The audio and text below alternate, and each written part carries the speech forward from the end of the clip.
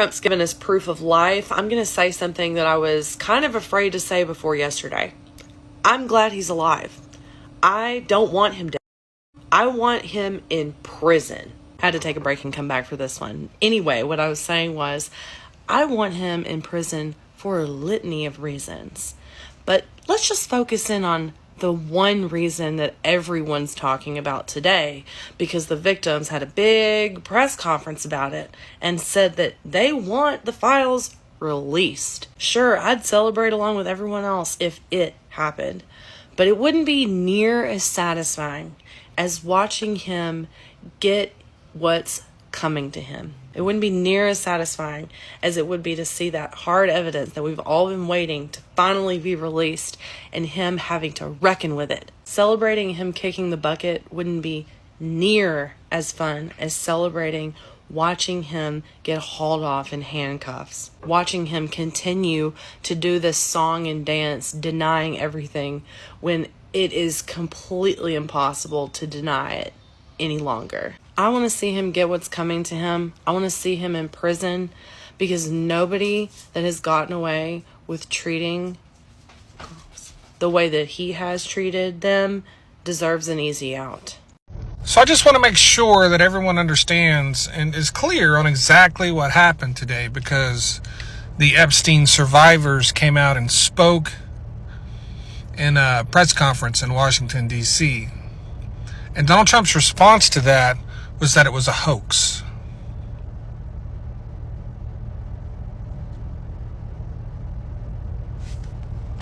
So it seems he's going to continue with that line regardless. And all of this is happening while Thomas Massie, Marjorie Taylor Greene, Ro Khanna, Lauren Boebert are trying to get this discharge petition passed for a vote, which would force the White House and the DOJ to release the files.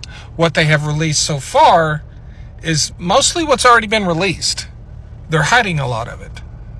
And the White House comes out and says, anybody that votes for this, the White House will consider that a hostile act. So the White House is saying that if Congress says you must release all of these files, that is a hostile act towards the White House. Why? Why is that a hostile act towards the White House? Unless there's people in the White House that would expose.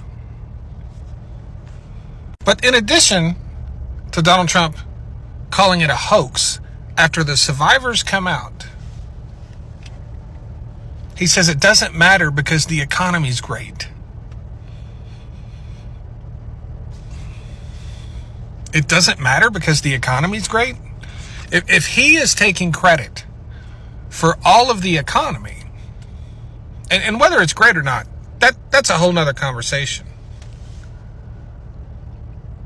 The point is, he's taking credit for what he calls a great economy, and he's saying that the Epstein list, what the survivors apparently have to say, doesn't matter because the economy's great. Isn't he insinuating that they are going to expose him for something? Because if he's not insinuating that, then what difference does it make if the economy's great or not? You see what I mean? Like, if they expose Bill Clinton, what does that have to do with the economy in September 2025? If they expose some big-time bankers, maybe some foreign leaders, other powerful people, if they expose anybody besides Donald Trump, what difference does it make what the economy's doing? It makes absolutely no difference. I feel like they're going to force these survivors to release a list, and then they're going to trash them for it. I hope that doesn't happen, but that's where this is going. That's where this is going. Let me know what you think in the comments section. I really appreciate all of my new followers and subscribers. You guys have a great Wednesday. Thanks. As much as Donald Trump wants this Epstein file business to go away, it is not going anywhere soon. It is actually only intensifying. Can I get an amen or a hell yeah to that? Because he wants the House members to be silenced on this. He is threatening them right now. He does not want any of this getting out. But here we have today testimony from the survivors of Epstein and all the horrid people that went along with it. Donald Trump, Bill Clinton, I don't give a shit who it is. All those people need to have the hammer of the law drop down on their sorry asses. Donald Trump, the toothpaste is out of the tube. You cannot put this shit back in. I don't care how powerful you are, president or not, you are not going to escape this freight train. This thing is not slowing down. It is only gathering steam. You can try to delay, you can try to threaten, you can try to do whatever the hell you want within your power, but it is not going away. The victims are not going to let it go away. Members of Congress are not going to let it go away. And the people on this app and every social media app in between are not going to let this shit die. This has to be our purpose and something we continue to press, because that son of a bitch should not get to live another day of his life without being reminded that he is an abuser and part of these files. Today, Epstein survivors gave an emotional press conference in Washington, D.C. I have come to the conclusion that people believe them, they just don't care. They only care if it hurts somebody that they hate. They don't actually care about the women who were trafficked as children. A really good example of this is how the president scheduled a military flyover during their press conference, interrupting their press conference because of the noise of the flyover. Another example of how Republicans really just don't give a shit is that Mike Johnson, the speaker, has told his caucus not to file the petition to get the Epstein files released. Now, there are 4 Republicans who have defied him and signed it. Representative Macy, Nancy Mace, Marjorie Taylor Greene, and Lauren Boebert. But the rest of Republicans seem like they're going to go along with protecting pedophiles. And as a point of reference, one of the Epstein survivors today made a point about Trump's deep, deep friendship with Epstein. She also referenced Bill Clinton being in the vicinity, but it was Trump who was besties with Epstein. And I just find it just deplorable that Republicans will weaponize trans women, saying that they care about women, and yet when there are thousands of women who were harmed by this predator, who happens to have been friends with the president, they're suddenly silent. I thought it would be a cold day in hell before I ever agreed with Marjorie Taylor Greene, Lauren Boebert, and Nancy Mace on anything, but it's actually a rather pleasant day outside, and here we are.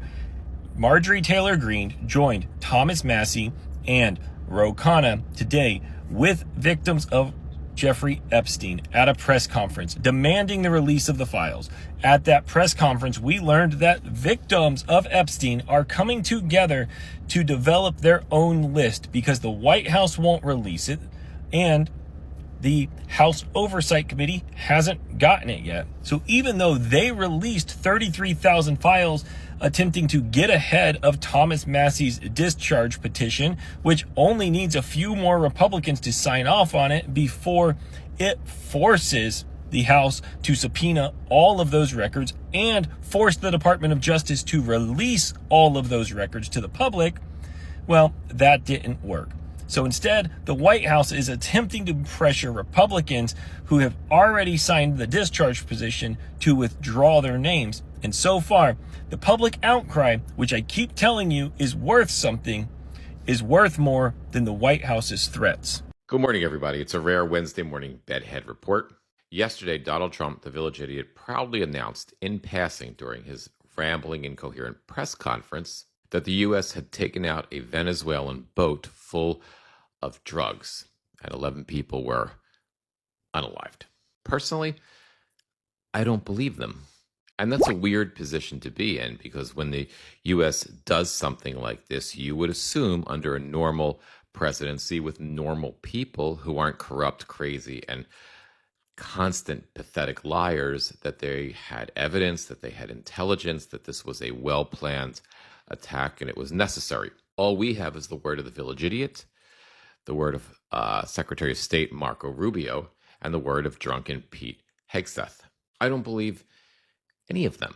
And if you remember, during the campaign, the 2024 campaign, and subsequently thereafter, the village idiot tried to convince us over and over and over again that the Venezuelans had emptied their prisons and their mental institutions, and they were sending all their prisoners and their mental patients, he actually used the word over and over again, mental patients, here to the U.S. They were dumping them. It was an invasion of prisoners and mental patients from Venezuela. If you remember, during that campaign, the village idiot lied and followed on this conspiracy theory that this apartment complex in Colorado was filled with Venezuelan gang members. It wasn't. Yesterday's press conference where the village idiot announced this was the same press conference where he announced that Space Force was being moved from Colorado to Alabama. The village idiot hates Colorado. He hates Colorado because the governor of Colorado, during his campaign, said that this was all bullshit, that the apartment complex was not full of Venezuelan gang members. I believe that this attack on this boat, and it's possible it may have been a drug-running boat, but we'll never know. But I believe that the actual impetus for this attack was to continue to try to validate the nonsensical lie that the village idiot keeps saying, that the Venezuelans are sending an invasion force of mental patients and prisoners to the U.S. We also have nearly 4,000 troops, Navy personnel on boats in the waters just off of Venezuela. This fucking idiot may just start a war to validate a lie. It's a few minutes after 8 a.m. on Wednesday, September 3rd. I mentioned this in the last video that I did. I'm watching the press conference on the steps of the Capitol of survivors of Jeffrey Epstein. Republican leaders in the House are seeking to prevent release of any further documentation from the Epstein files. The documentation that was released yesterday by the House, 33,000 pages, less than 1% of the total volume of the Epstein files. 97% of those 33,000 pages were previously available publicly. Republican leaders in the House are proactively seeking to prevent the release of any further materials from the Epstein files. Donald Trump is threatening Republican members of the House to prevent them from voting for release of further documentation from the Epstein files. Trump and House Republicans are united in preventing further release of documentation from the Epstein files. Less than 1% has been released so far.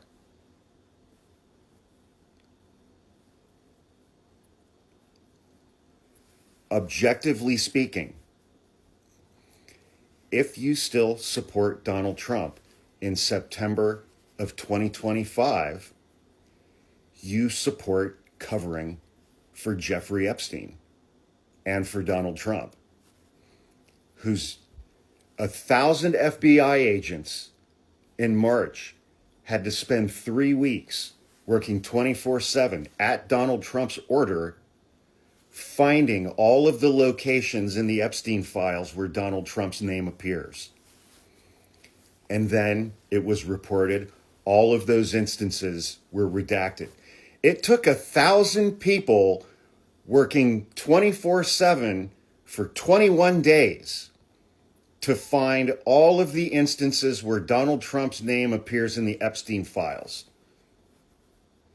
It took 1,000 people 3 weeks to find everywhere in the Epstein files that Trump's name appears. And then the first weekend in July, DOJ was like, there's no client list. There was no evidence of blackmail. We're not doing any further investigation, and we're not releasing any more materials. In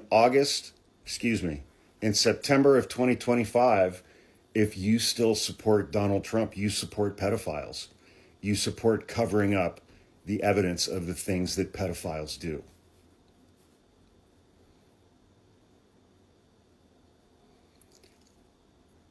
That is an objectively factual statement.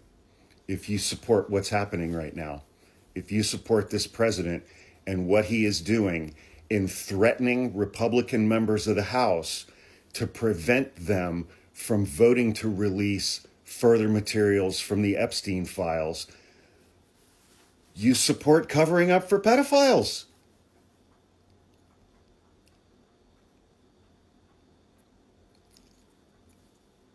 I don't understand how you people can look yourselves in the mirror, man. I really don't. Some days the federal courts can be a little sleepy. This was not one of those days, but that's why I'm here. Happy Wednesday, Eeyore. I'm Brian, and this is the morning report for the federal courts for September 3rd, 2025. Double tap your screen, leave me a comment on your favorite Winnie the Pooh character, try to watch a little even if you're coming back later, and check out the link in my bio to help me keep going. Okay, we have got a lot to get to, so let's get going. We are going to start out with some huge news from the Fifth Circuit, which essentially just overturned the Trump administration's use of the Alien Enemies Act of 1789. I'm going to try to hit some high points for you real quick, but it is killing me because this is one of my favorite subjects. All right, we're going to start with just a little bit of history. So in 1789, the Federalists and Jeffersonian Republicans were squaring off for one of the worst political fights in American history, the election of 1800. Total mess, John Adams v. Thomas Jefferson, and one of the biggest arguments was over the French. Because right after we finished our revolution, the French started theirs. And even though the French had totally bailed us out in our revolution, Americans were kind of split on whether it was the French monarchy that had helped us out or the French people. So whose side do we take? Well, the Federalists, who controlled basically the whole American government at this point, were on the side of the French monarchy and decided the French revolutionaries were bad people. But there were a lot of French people in America, and the Federalists wanted them out. So they passed 4 laws. Known collectively as the Alien and Sedition Acts, designed to get rid of French revolutionaries living in the States and prevent any dangerous talk from affecting Americans. These laws made it a crime to publish anything bad about the government, allowed the president to expel people he didn't like, lots of powers. The 2 most important for our discussion are the Alien Friends Act and the Alien Enemies Act. Both allowed the president to kick non-citizens out of the country. Alien Friends allowed him to kick out anyone he wanted. Alien Enemies allowed him to kick out anyone who we were officially at war with. So, Alien Friends, Alien Enemies. And the Jeffersonians were very much against both of these, but fortunately, so were most Americans. All 4 of the Alien and Sedition Acts were incredibly unpopular, overwhelmingly, and they all expired after 2 years and kind of took the Federalists with them. That's part of why Jefferson won. But one law stayed on the books, and that's the Alien Enemies Act. So as long as we were at war with a country, the president could detain or expel anyone from that country. That's how we ended up with the Japanese internment camps in World War II, restrictions on Germans during World War I. That was all the Alien Enemies Act. But there needed to be a declaration of war for this to be used.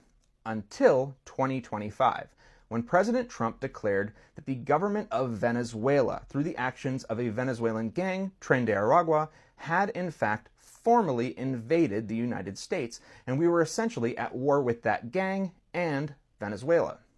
That meant that he could invoke the Alien Enemies Act against any Venezuelan, or at least anyone the president said was a member of Tren de Aragua, which he proceeded to do.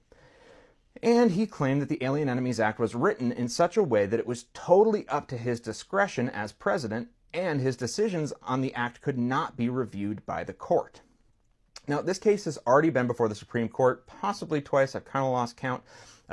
They said that it can be reviewed by the court, and then it was returned to the Fifth Circuit to resolve a few issues, including whether or not the notice requirements provided by the government were sufficient. So they've now increased the notice to 7 days, I think. If I understood correctly, one judge didn't like the notice requirement, but the other 2 did, and one judge didn't like the main opinion, but the other 2 did. So both get 2 out of 3. We have an opinion. So, final opinion on this case is that we are not at war with Trinidad or Venezuela, and the president is not allowed to invoke the Alien Enemies Act to deport Venezuelans without a formal declaration from Congress. So, at least for the moment, the Alien Enemies Act is off the table, but I'm certain this will end up back in the Supreme Court, so we'll hear about this again soon enough. Okay, next. We also got a huge answer in Newsom v. Trump. And I did a very deep dive on this yesterday. You can find it on TikTok or on my YouTube, but I'll give you the short version. Earlier this year, the president declared a series of emergencies in California that he said needed to be solved by sending in the National Guard. And he did this by issuing a series of memoranda and executive orders and other documents. But before they were sent in, the members of the military were trained to follow a law called posse comitatus, which says that the military isn't allowed to enforce civilian laws by, for example, searching suspects, unless there is an explicit constitutional or congressional exemption. But they were also told during their training that some of the things they would normally not allowed to do under posse comitatus, like crowd control or traffic control, were totally fine for them to do now because they helped solve the emergencies that the president had declared. And the president said he had this express power under the Constitution in Article 2, Section 3, called the Take Care Clause, to take care that the laws be faithfully executed, which implied that he could send the military to solve these problems, these emergencies. But yesterday, the court rejected that argument, based heavily on a very famous case called Youngstown Sheet and Tube, which is in my shared documents in the subject matter library under foundational cases. If you want to read it, it's one of those ones, if you're interested in this, you should probably know. The Take Care Clause gives the president power to execute the laws written by lawmakers, aka Congress. He is the executive. He executes, but he does not write law. So he can't claim a power derived from his own directive, from his own executive order. The other issue, according to the court, is that the exception in posse comitatus only applies to express powers in the Constitution. Even if the power did apply, he's implying something extra from that power, and implied powers are not an exception to posse comitatus. Finally, the court found that the government did all of this intentionally or willfully, changing the training process, intentionally doctoring requests so that they would be within the language of the law, a variety of other things, because they knew that this was a violation of posse comitatus, and they did it anyway. So the court gave sort of a vague directive on how we have to move forward. It said that its ruling applies only to California, that the government doesn't have to withdraw the troops, though it does note that they will probably require retraining, and it sort of tells them they don't have to stop doing anything, but I think they're not allowed to send more troops. It's a little vague. But it definitely says that the things they've done in the past were violations, things that qualified as enforcing local laws, and they cannot do those again in the future. They can continue to guard federal buildings, but no more directing traffic or going on narcotic raids. So, does this apply to Chicago, D.C.? Not exactly. But if this case survives appeal, and I think it was written this narrowly so that it would survive appeal, it'll probably be used by future courts to direct federal behavior in the next case, which is probably going to happen pretty soon. Okay, Cook v. Trump. Cook v. Trump is a new case that was filed at the end of last week. President Trump removed, or tried to remove, Lisa Cook from the Federal Reserve Board of Governors. The president has been trying to get someone friendlier to his agenda on the FRB for some time. He's been unsuccessful so far.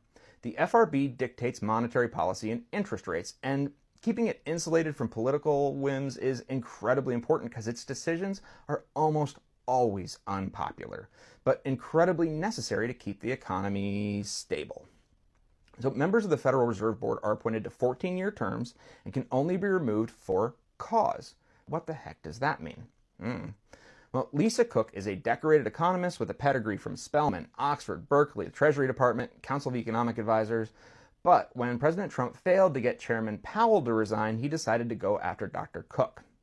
The allegations here come from Bill Pulte, who's the director of Federal Housing Finance Agency, He has accused Dr. Cook of mortgage fraud, allegations that she denies, but which President Trump claims give him the right to remove her from the board.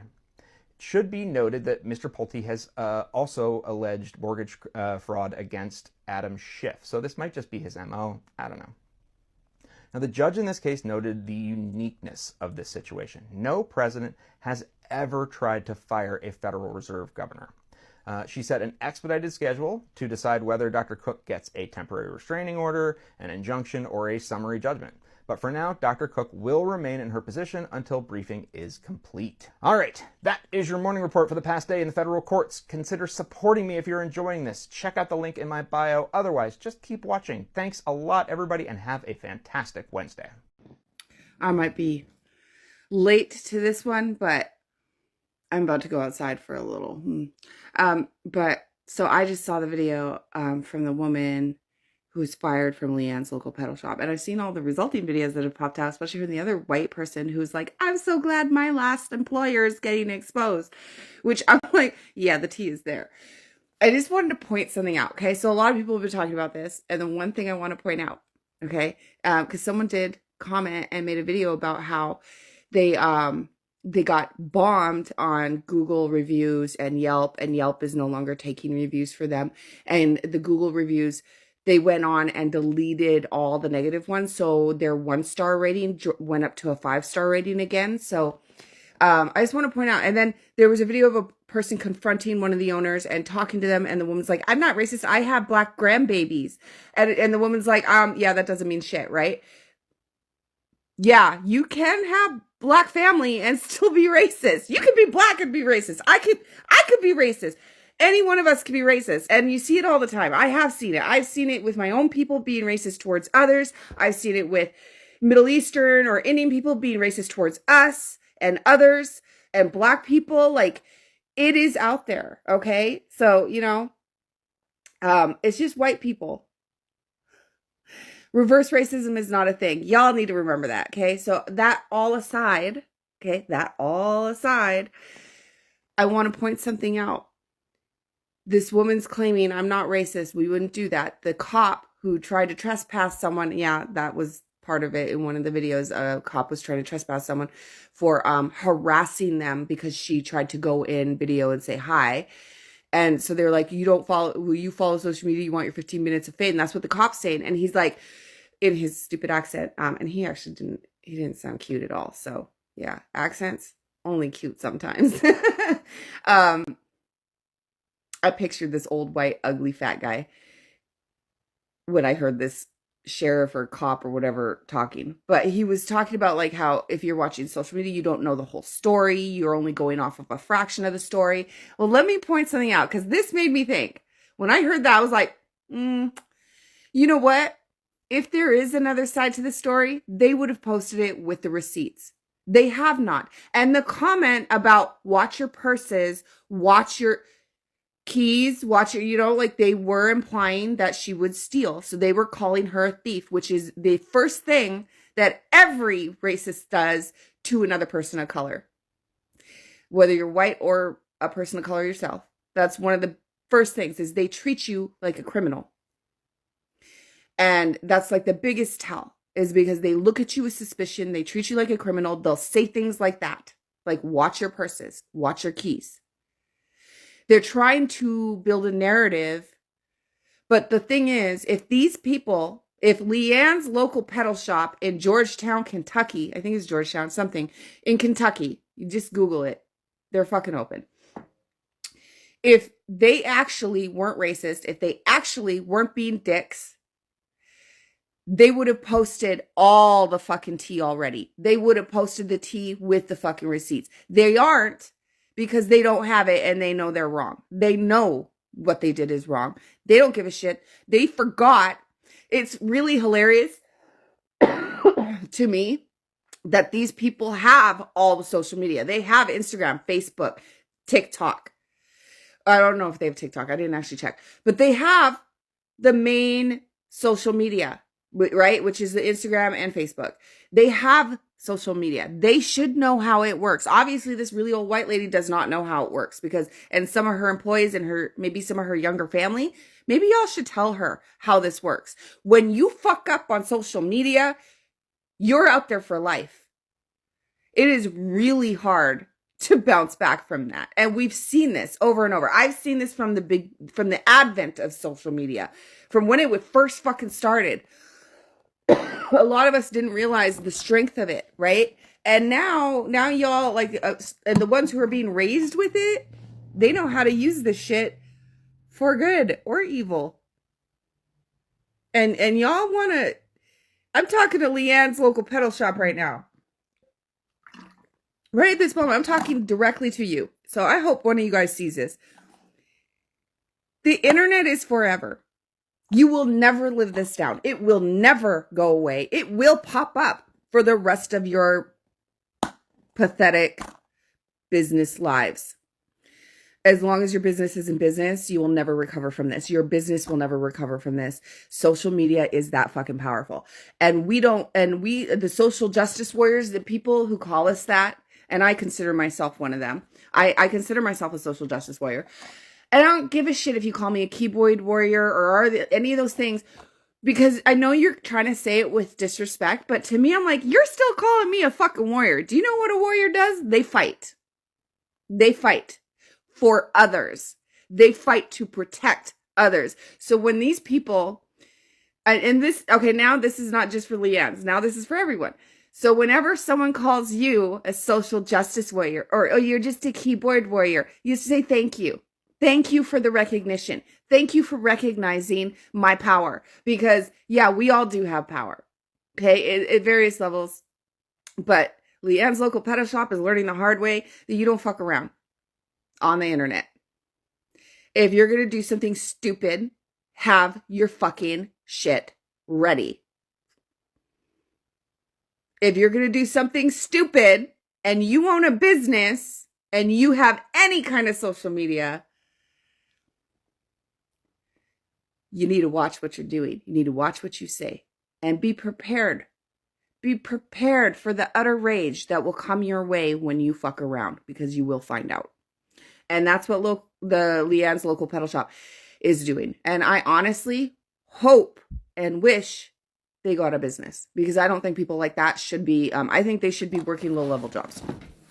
I think they should work in customer service for the rest of their lives after this. I think that's the only just punishment, because, no, they should work in call centers. They should work in call centers. And people who work in call centers receive the most abuse. But again, I know you're desperate and taking jobs, but you get what you get when you take those kinds of jobs. There are other ones that may not be as glamorous or pay as much, but at least it's better than working for a call center harassing people on the phone.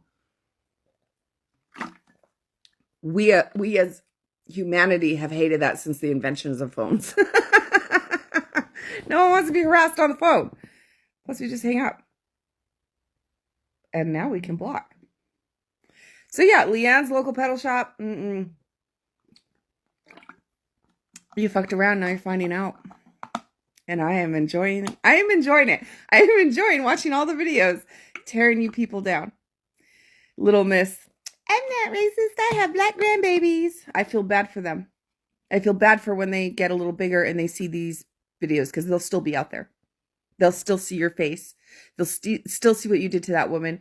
And the stories are going to start coming out. And now if you had past employees who spoke out against you and no one believed them, now people are going to believe them. Now they're going to go, oh, okay, we've seen it now in real fucking life. We know what they're like. Now your story has some truth to it. Now we're going to believe you. So I'm really glad for the past employee who posted that video and was like, I'm so glad that, all their lies are coming out. I'm like, baby, you need to post some more. We need some more tea. Tag them in it. Just saying. I love the tea. I love the drama when it's not mine. Have a good day, guys.